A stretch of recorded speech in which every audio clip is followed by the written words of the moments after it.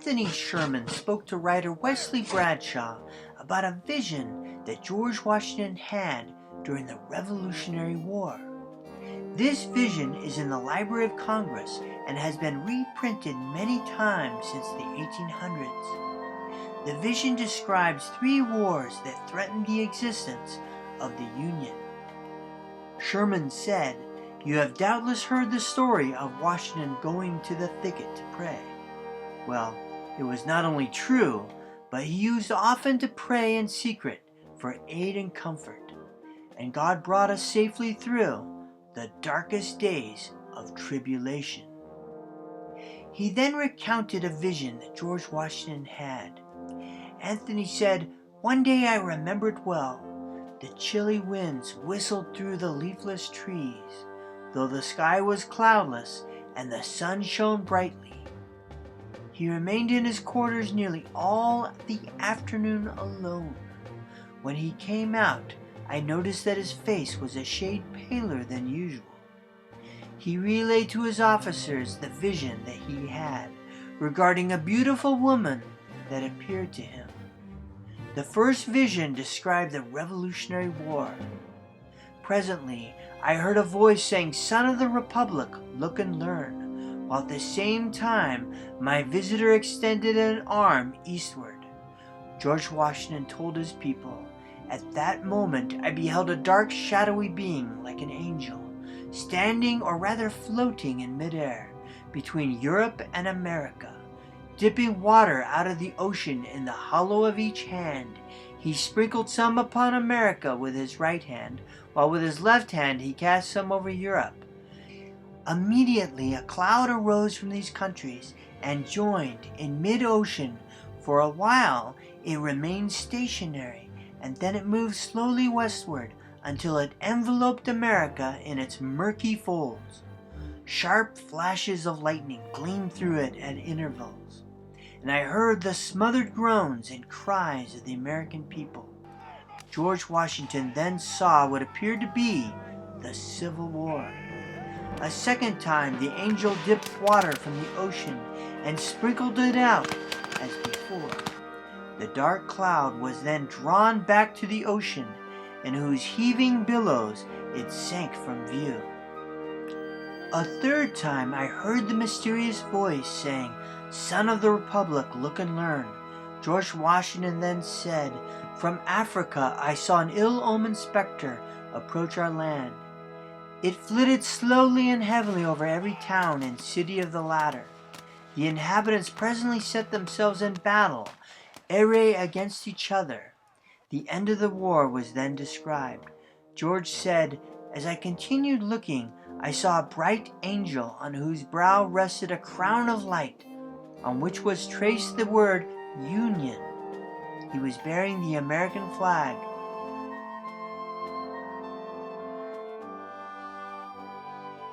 He placed the flag between the divided nation and said, 'Remember, you are brethren.' Instantly the inhabitants, casting down their weapons, became friends once more, and united around the national standard.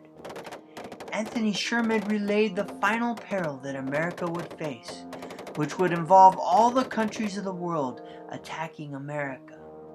He said, 'Then my eyes beheld a fearful scene. From each of these continents arose thick black clouds that were soon joined into one. And throughout this mass there gleamed a dark red light, by which I saw hordes of armed men. The red light may be describing all the nations united around communism, since red has often been associated with communism.'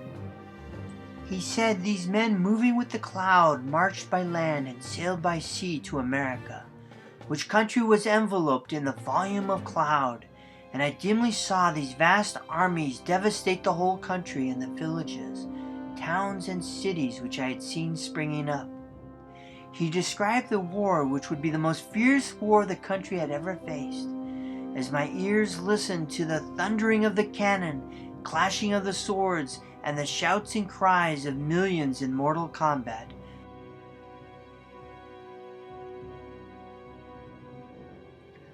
I again heard the mysterious voice saying, "Son of the Republic, look and learn."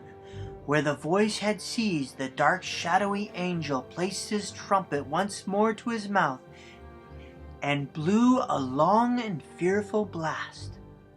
Just when it appeared that the country would be defeated, there was divine intervention.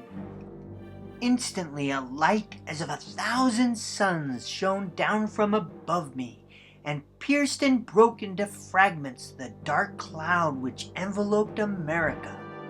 At the same moment the angel upon whose head still shone the word Union, and who bore our national flag in one hand and a sword in the other, descended from the heavens attended by legions of white spirits. These immediately joined the inhabitants of America, who I perceived were well nigh overcome, but who immediately, taking courage again, closed up their broken ranks and renewed the battle. The vision then showed how the war would end. George had said again, amid the fearful noise of the conflict, I heard the mysterious voice saying, "Son of the Republic, look and learn." As the voice ceased, the shadowy angel for the last time dipped water from the ocean and sprinkled it upon America. Instantly the dark cloud rolled back, together with the armies it had brought, leaving the inhabitants of the land victorious. George told his officers about the rebuilding of the nation after, and what would come of the Union of the United States. He said, "Then once more I beheld the villages, towns, and cities springing up where I had seen them before, while the bright angel planting the azure standard he had brought into the midst of them, cried with a loud voice, while the stars remain and the heavens send down dew upon the earth, so long shall the Union last." George ended the vision with the final act of an angel he saw in the vision. He said, and taking from his brow the crown on which blazoned the word Union, he placed it upon the standard, while the people kneeling down said Amen. When the final war and victory was complete, George Washington looked at the beautiful woman standing before him. I found myself once more gazing upon the mysterious visitor, who in the same voice I had heard before said, "Son of the Republic, what you have seen is thus interpreted. 3 great perils will come upon the Republic. The most fearful for her is the 3rd, but the whole world united shall not prevail against her. Let every child of the Republic learn to live for his God, his land, and Union." George then said, with these words the vision vanished, and I started from my seat, and I felt that I had seen a vision wherein had been shown me the birth, the progress, and the destiny of the United States.